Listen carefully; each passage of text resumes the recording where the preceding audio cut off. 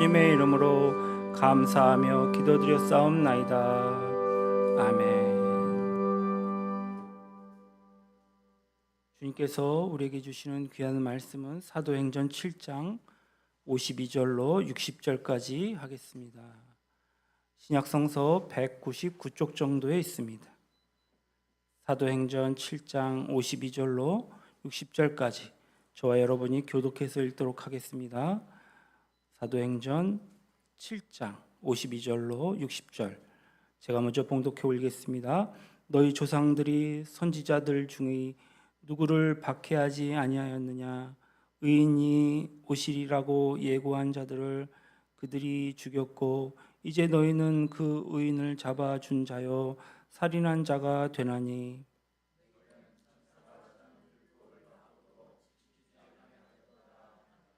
그들이 이 말을 듣고 마음에 찔려 그를 향하여 이를 갈거늘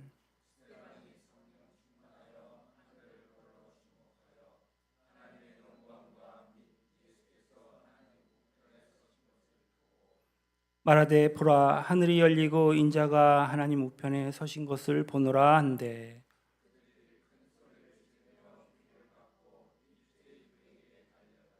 성 밖으로 내치고 돌로 칠세 증인들이 옷을 벗어 사울이라 하는 청년의 발 앞에 두니라.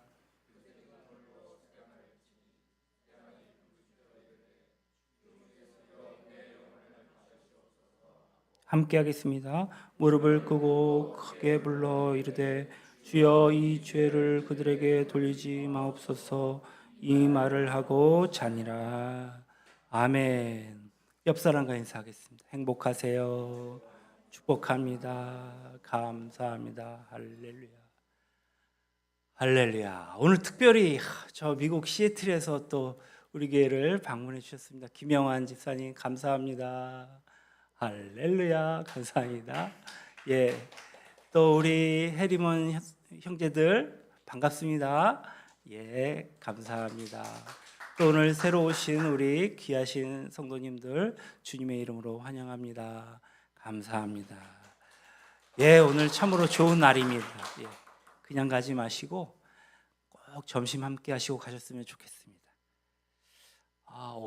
오늘 그 모로코 마라케시에서 큰 지진이 일어났다고 해요. 많은 희생자가 났는데 참 그 안타까운 소식이 아닐 수 없습니다. 지구 온난화로 인하여서 그 기후가 변화하여 많은 사람들이 고통받았는데 지진까지 일어난다고 하니 참 걱정이 많이 듭니다. 하나님께서 바라기는 지켜주시고 또 그 나라를 위로하여 주시기를 기도합니다. 오늘은 순교의 피가 흐르다라는 제목으로 같이 은혜 나누려고 하는데요. 우리 중에 예수 믿는 젊은이가 자신의 믿음 때문에 뭐 돌에 맞아 죽었다 혹은 그 장면을 본 사람이 있다는 얘기는 참 거의 없을 것 같아요. 예수 믿는다는 죄목으로 나무에 묶여서 화형 당하거나 뭐 처참한 그 죽음을 당하는 그러한 그 일을 목격한 일도 모르겠습니다. 유튜브에서 말고는 없었던 것 같습니다. 그러니까 우리는 주님을 위해서 죽도록 충성하겠다고 찬송은 부르고 있지만 짐승에게 뭐 몸이 찢겨서 순교를 당하는 장면을 목도한 일도 없고 또 우리 자신이 그런 위험에 처한 일도 없는 것 같습니다. 그래서 오늘 스테반의 순교 이야기는 사실 우리가 읽기에 대단히 부담스러운 말씀이 아닐 수 없습니다. 전하는 자나 듣는 자나 어느 누구도 부담스럽지 않을 수가 없는 것인데요.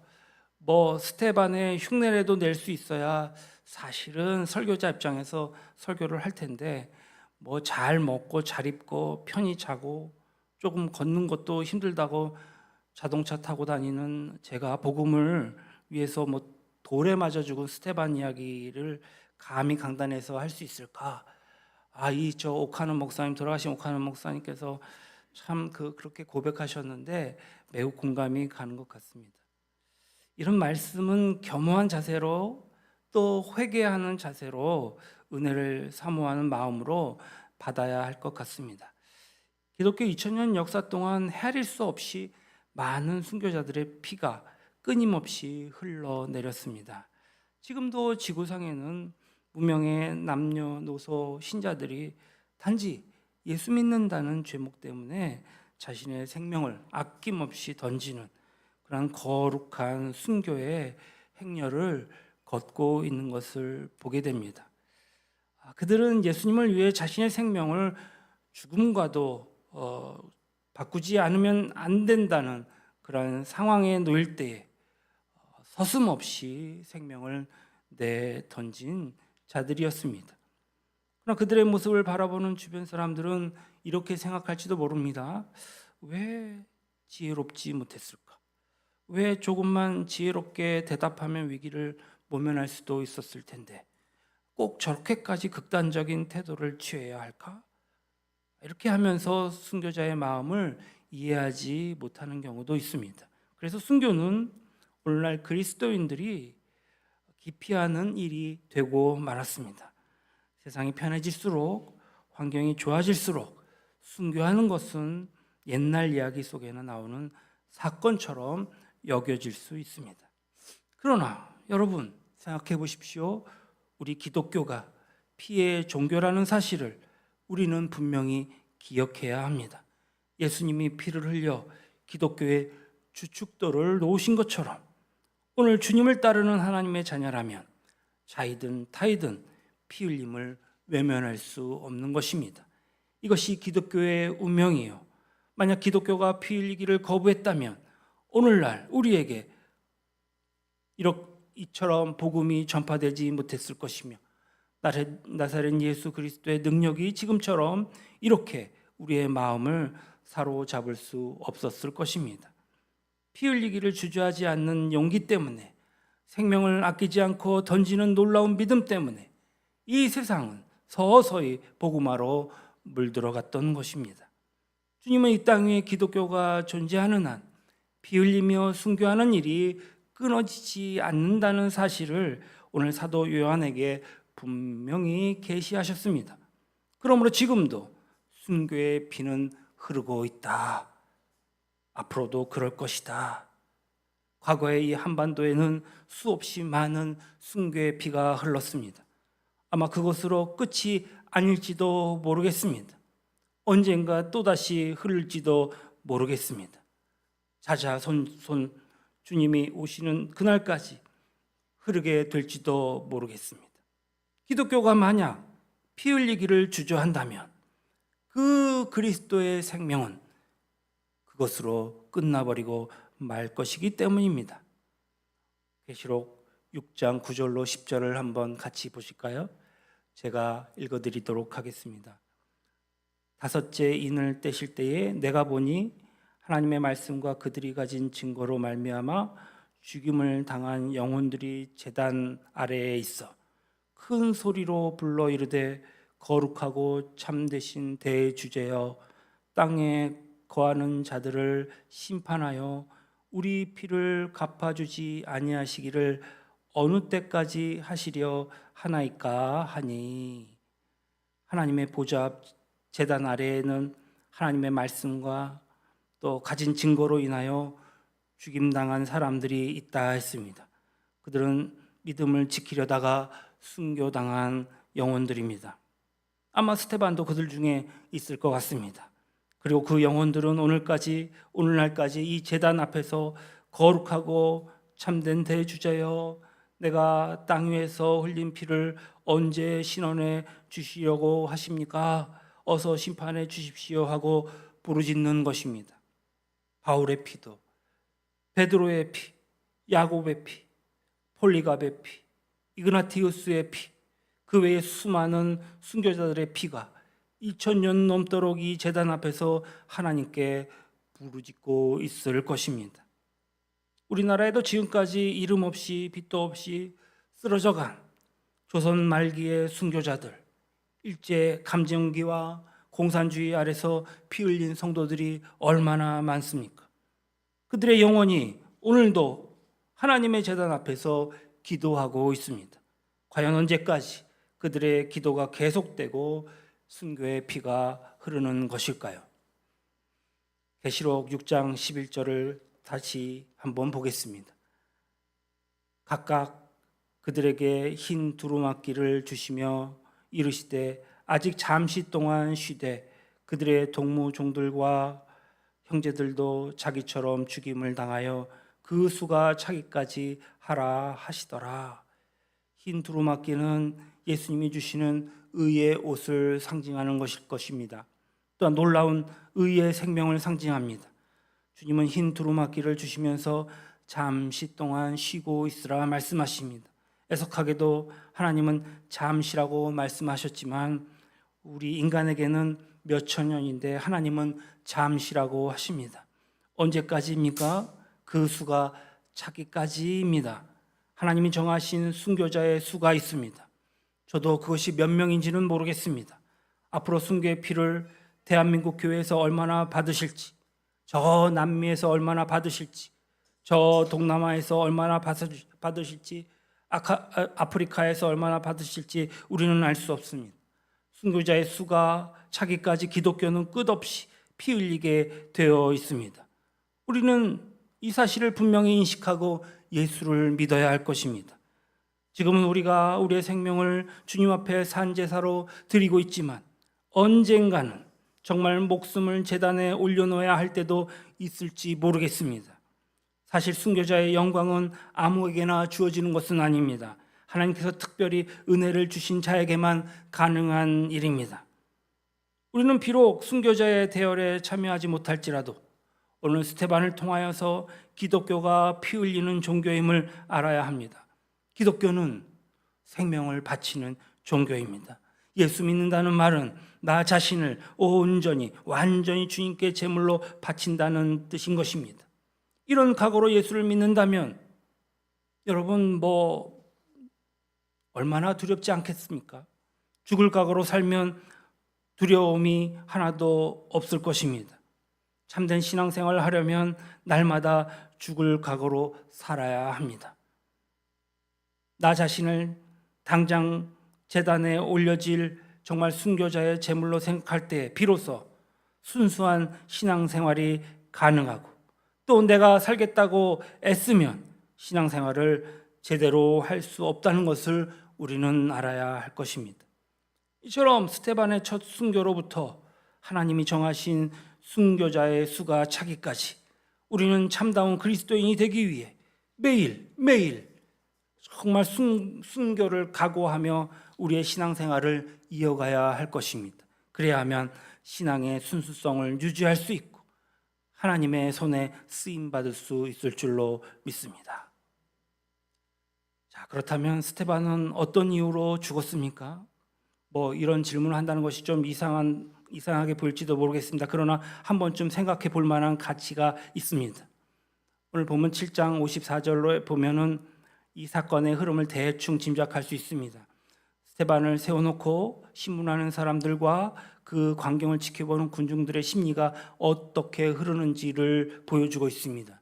그들이 이 말을 듣고 마음에 찔려 그를 향하여 이를 갈거늘. 그들이 들은 이 말은 세 가지였습니다. 무엇이었습니까? 첫째는 그것입니다. 율법으로 이제 성전은 이제 하나님이 떠나신 집이다. 그러므로 성전, 곧 건물을 우상시하지 말 것이다. 둘째, 너희 조상들과 너희들은 똑같다. 너희 조상들이 성령을 거슬려 행한 것처럼 너희들도 성령을 거슬려 행하고 있구나. 세 번째로, 너희 조상들이 메시아를 예언하는 선지자들을 죽인 것처럼 너희들은 예수님을 죽였다. 이것입니다. 이 말은 유대인들의 가슴을 치는 질책이요 그들의 양심을 찌르는 무서운 정죄였습니다. 아무리 양심이 굳었다 해도 찔릴 수밖에 없는 말이었습니다. 사탄의 지배를 받고 있던 이 군중은 스테반을 향하여 이를 갈았다 했습니다. 그러나 그의 행동은 그들의 행동은 이를 갈 뿐이지 행동으로 옮기지는 못했습니다. 스테반이 이쯤에서 입을 딱 다물고 태도를 누그러뜨렸다면 아마도 돌에 맞아 죽을 지경까지 가지 않았을지도 모르겠습니다. 군중이 그런 대로 자제하는 모습을 보인 것입니다. 그냥 이만 갈고 앉아 있을 뿐입니다. 그러니 엄격하게 말하면 스데반이 죽은 직접적인 원인은 따로 있다고도 볼 수가 있습니다. 이어서 55절로 56절에 이렇게 증거합니다. 스데반이 성령 충만하여 하늘을 우러러 주목하여 하나님의 영광과 및 예수께서 하나님 우편에 서신 것을 보고, 여기 또 문제입니다. 말하되 보라, 하늘이 열리고 인자가 하나님 우편에 서신 것을 보노라 한데, 이 스데반이 이를 가는 유대인들에게 기름을 껴안는 결정적인 한마디를 더합니다. 예수님이 살아계신다는 증거를 하고 있는 것입니다. 예수님을 죽였다는 책망에 대해서는 유대인들이 변명할 여지가 없었습니다. 불과 얼마 전에 있었던 일이었으니까는요. 그런데 스데반의 입에서 더 이상은 참을 수 없는 말이 나왔습니다. 스데반이 하늘을 우러러 이렇게 말하는 것입니다. 인자가 하나님 우편에 서신 것을 보노라. 인자라는 말은 누가 가장 많이 사용하셨습니까? 예수님이 평소 자신을 가리킬 때에 즐겨 사용하시던 호칭이 아닙니까? 성령이 이렇게 말하도록 하신 것이 분명합니다. 군중이 인자라는 말을 들었을 때 신경이 얼마나 날카로웠을지 짐작이 가고도 남습니다. 인자가 하나님 우편에 서신 것을 보노라는, 너희들이 십자가에 못 박아 죽인 예수가 죽은 것이 아니라 지금 저기 하나님 옆에 살아계신다라는 뜻이었거든요. 결국 예수님의 부활을 증거하는 것이었습니다. 이 말을 들은 사람들은 큰 소리를 지르며 발악을 했습니다. 마치 귀신 들린 사람이 예수님을 보자 입에 거품을 막 물고 법석을 떠는 것과 똑같은 모양입니다. 마귀에게 사로잡힌 인간들이니 예수님이 살아있다는 말을 듣자 완전히 이성을 잃어버리고 이제 귀를 막은 채 스데반에게 달려들어서 돌로 치려 하고 있는 것입니다. 예수님이 살아계신다라고 한 말 때문에 결국은 그들이 돌을 던지고 말았습니다. 돌에 맞았습니다. 이것이 무엇을 의미하는지 깊이 생각해 보았으면 좋겠습니다. 스데반의 이 일이 있기 전 꼭 같은 자리에서 예수님은 뭐라 말씀하셨냐면 인자가 구름을 타고 오는 것을 보리라 하셨거든요. 그리고 지금 스데반은 그 인자가 하나님 우편에 서 계시다 했습니다. 예수님의 증거와 스데반의 증거가 일맥상통합니다. 한마디로 말하면 예수님은 메시아요, 만왕의 왕이요, 하나님이시요, 살아계신 구주라는 것입니다. 유대교의 지도자들과 폭도들은 더 이상 참지 못했습니다. 우리는 사탄의 본성을 알아야 합니다. 사탄은요, 예수가 죽었다는 사실까지는 긍정합니다. 그러나 한 발짝 더 나아가서 예수가 살았다 하니 길을 쓰고 반대합니다. 곧 죽은 예수가 다시 살아서 하늘과 땅의 권세를 가진 메시아요, 왕이요, 구주가 되셨다는 그 진실은 악을 쓰고 거부하고 있는 것입니다. 이것이 사탄의 본성입니다. 스데반이 하늘을 바라보았을 때에 주님은 보좌에서 일어서 계셨다 했습니다. 어거스틴이 말했습니다. 예수님이 하나님 우편에 앉아 계신다는 말할 때 심판자를 의미하고 서 계신다고 말할 때 변호자와 중보자를 의미한다라고 해석했습니다. 좀 더 자세히 칼빈은 중보자다, 심판자다 그렇게 구분하는 것은 인간적인 생각에서 나온 해석이다. 예수 그리스도가 서 계시든 앉아 계시든 간에 주님이 하나님 우편에 계시다는 것은 그가 바로 하나님이요, 모든 생사를 주관하시는 자요, 모든 역사의 열쇠를 쥐고 계시는 주관자다라는 것을 의미한다라고까지 주장하였습니다. 세상이 보기에 순교자는 너무나 비참하고 허무한 인생을 살다가 가는 사람일지 모르겠습니다. 하지만 하나님 나라에서는 이처럼 놀라운 영광이 기다리고 있는 것임을 믿으시기 바랍니다. 이쯤에서 우리가 한 가지 생각하고 넘어갑시다. 예수를 위해 순교하는 것처럼 나라를 위해 몸바친 순국 선열들의 얘기를 해보고 싶습니다. 이들은 여러분 이들을 어떻게 생각하십니까? 전 솔직히 고백한다면 사실 독립운동가들에 대해서 잘 모릅니다. 뭐 안다면 안중근 의사 정도, 유관순 열사 정도 제가 알고 있는 독립운동가 뭐 그 왔다 갔다입니다. 그저 뭐 밀정이나 암살, 뭐 동주 같은 영화나 TV를 통해서 아는 정도. 그러니까 그동안 그들에 대해서 감사는 하지만 별로 관심이 없었다. 그런데 왜 캐캐묵은 이념 논쟁에 나라를 위해 싸우다가 피 흘려 죽으신 이 독립운동가들을 끌어들이는 모욕을 주고 또 있던 기념물까지도 철거하는 것입니까? 이런 일을 자행하지 않았다면 전 아주 그러한 사실들에 대해서 모르고 있었을 것입니다. 그런데 이 사건들을 하나하나 공부했습니다. 주께서 아낌없이 주신 생명, 그처럼 귀한 것으로 이 나라를 지키려 목숨 바친 이 독립운동가들을 모독하지 말아 주십시오. 그들의 피가 부르는 소리가 안 들리는지 모르겠습니다. 아니면 못 들은 채 하는 것인지 참으로 원통한 기분마저 듭니다. 우리는 잊지 말아야 합니다. 그들의 희생과 헌신, 그들의 피 흘림을 잊지 말아야 할 것입니다. 흉상을 철거하고 이미 홍범도 호로 이렇게 잠수한 이름도 있는데 그것도 바꿔버리고, 또 어제 보니까 대전시는 그를 기리는 그 길가의 이름도 바꾼다고 하니 이게 대체 무슨 일인가? 뭔가 수상하지 않습니까?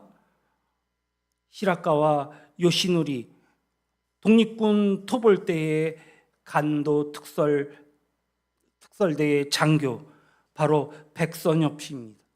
백선엽 씨는 독립운동가들을 잡아서 감옥에 쳐넣는 일들을 하고 죽이는 일들을 한 사람입니다. 아니 그 흉상들을 다 치워버리고 거기다가 이자의 동상을 세운다는 것입니다. 독립운동가 홍범도, 김자진, 지청천, 이회영, 이범석 이 흉상을 치운 자리에 이 동상을 세운다니 개탄스러운 일이 아닐 수 없습니다. 그러고 보니까 핵폐수를 내보내는 것도 말하지 말라 하고 말하면 안 된다 하고, 오히려 KTX 같은 기차에다가 홍보 책자를 배포하고 수십억을 들여서 유튜브에 핵폐수가 안전하다고 선전하고, 아니 동해를 일본해로 바꾸어도 아무 말 안 하고 침묵하고, 경술 국치일 그 일을 기념하여서 한일 연합 군사훈련을 하지를 않는가? 아니 독립군의 흔적을 지우는 일을 하고, 패망하여 쫓기며 마지막 조선 총독부의 그 총독이었던 아베 노부스카야가 조선을 떠나면서 마지막 남긴 말, 야 100년 후에 다시 보자, 반드시 우리가 온다 라는 말은 분명 소름 끼치는 말이 아닐 수 없습니다. 우리나라에도 문제입니다. 예전에 일본의 부역자였던 그 자들의 자손들이 오늘 일본에 부역을 하고 있는 것 같습니다. 뭔가 쫄리는 것들이 있으니까 그 과거의 흔적을 지우려는 속셈이 아닌가 생각이 듭니다. 친일 흔적을 지우려고 매국노들의 은큼한 작당이 있는 것 같습니다. 그러니까 그들의 자기네 할아버지, 아버지가 나라 팔아먹는 것도 모자라서 독립운동하는 사람들을 잡아놓고 피 흘리게 하고 죽이고 친일하여서 잘 먹고 잘 살더니 나라가 해방되었을 때 은근슬쩍 사회의 요직에 기생하면서 살다가 이제 그 발자국을, 독립군들의 발자국을 지우는 것도 모자라서 다시 그때의 영광을 재현하려는 시커먼 속셈을 드러내 보이고 있다는 것, 그것도 분명히 밀정이 아닌가 싶습니다. 제가 암살이라는 그 영화의 마지막 장면을 생각해 봅니다. 독립군 안호균이 이제 치안대장 염석진에게 하는 말입니다. 묻습니다. 왜 조국을 배신했나? 염석진은 얘기합니다. 몰랐으니까. 조선이 해방될 줄 몰랐으니까. 안호균이 다시 대답합니다. 수년 전 김구 선생의 말을 전합니다. 염석진이 밀정이면 죽여라. 지금 시행합니다. 여러분, 우리나라를 위해 희생당한 독립운동가들, 그들이 이 땅에서 흘린 피를 우리는 잊지 말아야 합니다. 오늘 대한민국은 하나님께서 그들을 이 땅에 보내셔서 그들이 예수님처럼 정말 희생하여 흘린 그 피로 세워진 나라가 아니겠습니까? 마땅히 그들을 기념하고 감사하는 마음으로 살며 그들의 영혼을 위로하는 것이 우리의 의무여야 할 것입니다. 모든 순교자가 누리는 영광은 마땅히 누려야 할 영광인 것입니다. 비록 이 땅에서 처절하게 억울하게 고문당하고 피 흘리고 그들의 자손과 그들의 배우자들은 배고프고 말도 안 되는 불의 가운데 살았지만 그들은 이 땅에서 당연히 대우받고 인정받고 높임을 받아야 할 것입니다. 이것이 순교자가 누리는 영광이어야 할 것입니다. 전 독립운동가들인 또 기독교 순교자들, 이와 같은 모습들은 주님의 우리를 위해 흘리신 그 피만큼이나 같다고 생각이 듭니다. 세상에서 아무리 영화롭게 살면 무엇하겠습니까? 고대 광실 좋은 집에 살면 무엇하겠습니까? 왕자에 앉아서 세계를 호령한들 그게 무슨 소용입니까? 죽고 나면 모든 것이 꿈같이 지나가고 그 다음에는 무서운 심판이 기다리고 있을 것이라고 생각해 보십시오. 누가 그 사람을 일컬어 행복했다라고 말할 수 있겠습니까? 성공했다라고 말할 수 있겠습니까? 그러나 이 세상에서 오늘 스테반처럼 돌무더기에 깔려 죽거나 베드로처럼 십자가에 거꾸로 못 박혀 비참하게 죽거나 바울처럼 칼날에 목이 날아갈 수도 있지만 그 순간이 지나면, 그 피의 희생의 순간이 지나면 바로 우리 주님이 두 팔을 벌리고 서서 영접해 주시는 영광을 누린다고 생각하고 그 다음 누릴 영원한 행복과 영광은 어마어마할 것이다, 이렇게 말씀드리고 싶습니다. 우리에게는 이러한 꿈이 있어야 합니다. 주님, 세상적으로 볼 때 예수 믿는 것 때문에 남에게 멸시당할 수도 있고 가난할 수도 있고 때로는 너무나 초라한 삶을 살게 될지도 모르겠지만 이런 과정이 끝난 다음 우리가 주님 앞에 서는 그 순간부터 하늘의 영광이 나를 둘러싸고 주님의 팔이 나를 안아주시며 땅의 것은 한순간에 다 없어지고 사라지지만 주님의 그 영광은 영원할 것입니다. 그러므로 우리의 고통과 우리의 그 어려움은 이 생에 잠깐 있을 것이요 내세에는 큰 축복이 되기를 주님의 이름으로 축원합니다. 미래의 꿈과 영광을 사모하는 간절함을 잃어버린다면 더 이상 기독교가 아닌 것입니다. 이미 세속화된 종교 아니겠습니까?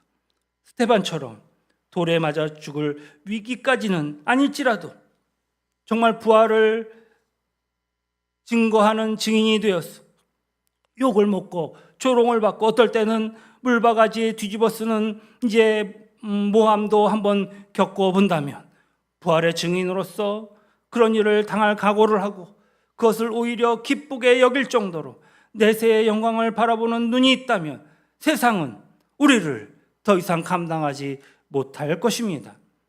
우린 순교자가 되지 못한다 할지라도 그 정신만큼은 이어받읍시다. 독립운동가가 아닐지라도 이 세상을 바라보는 눈만은 갖고 있으십시다. 어디를 가든지 사람을 두려워하지 말고 예수의 부활의 증인되길 원합니다. 날마다 죽기 위해 사는 순교자의 정신이 필요한 때입니다. 또한 하나님이 원하시면 나도 순교의 대열에 넉넉히 서겠다고 하는 각오가 필요합니다. 하나님이 받기를 원하시면 아무도 피할 수 없는 그 길인 것인데 반대로 아무리 순교자가 되고 싶어도 하나님이 받지 않으시면 순교자가 될 수 없습니다. 로마 제국 때의 일입니다. 줄리타라고 하는 귀족 여성이 있었습니다. 줄리타가 독실한 그리스도인이 되었을 때에 황제가 그녀를 불렀습니다. 황제가 줄리타에게 야, 로마의 신에게 절해라 제발. 신에게 절하지 않으면 자신뿐만이 아니라 로마법도 재판관들도 당신을 보호해주지 못하며 결국 생명까지 위협당할 것이다. 이렇게 경고하며 얘기해 줍니다. 그러나 줄리타는 이렇게 대답했다고 합니다. 목숨이여 안녕, 죽음이여 오라, 북이여 안녕, 가난이여 오라. 그녀는 예수 그리스도께 사약하고 이제 불경스러운 말을 하느니 차라리 자신이 가진 모든 것을 다 버릴 각오가 되어 있다.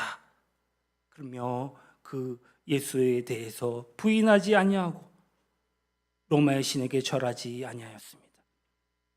결국 줄리타는 순교하고 말았습니다. 지금 편안하다고 안심하지 마십시오. 안일한 생활만 바라고 어떻게 해서든지 그저 무난하게 넘어가기만 바라는 그런 사고방식으로는 장차 닥칠지 모를 어려운 때를 견뎌낼 수 없습니다. 그러나 성령은 우리를 환난 날에 버려두시지 않는다 하셨습니다. 성령의 능력으로 환난의 때나 평안할 때나 한결같이 자녀들을 순수하게 보존하여 주실 줄로 믿습니다. 자신의 능력을 그 능력에 맡기십시오. 스데반처럼 성령 충만한 사람이 되면 아무리 세상이 죄악이 온갖 부정과 부패로 반질지라도 그렇게 한다 할지라도 절대로 함께 부패하여 멸망하지 않을 것입니다. 의지와 감정으로 예수 믿지 말고 성령의 능력으로 예수 믿게 해달라고 기도하는 저와 여러분이 다 되시기를 주님의 이름으로 축원합니다. 축원합니다. 거룩하신 하나님, 인자하신 하나님, 주의 피로 세우신 교회 위에서 우리가 마음껏 주님을 찬양하며 예배하고 있습니다. 오늘 순교자의 정신을 이어받아 우리 또한 이 땅을 살아갈 때에 정말 편안할 때나 어려울 때나 환난이 올 때나 언제나 순수한 우리의 신앙을 보존할 수 있도록 축복하여 주시옵소서. 예수를 부인하지 않고 다른 신에게 절하지 아니하고 오직 주님만을 높여드리는 주의 백성되게 허락하여 주시옵소서. 이 시간 감정으로나 우리 의지로 예수 믿지 않게 하시고 성령의 능력으로 다만 예수 믿게 도와주시옵소서. 거룩하신 우리 구주 예수님의 이름으로 감사하며 기도드립니다.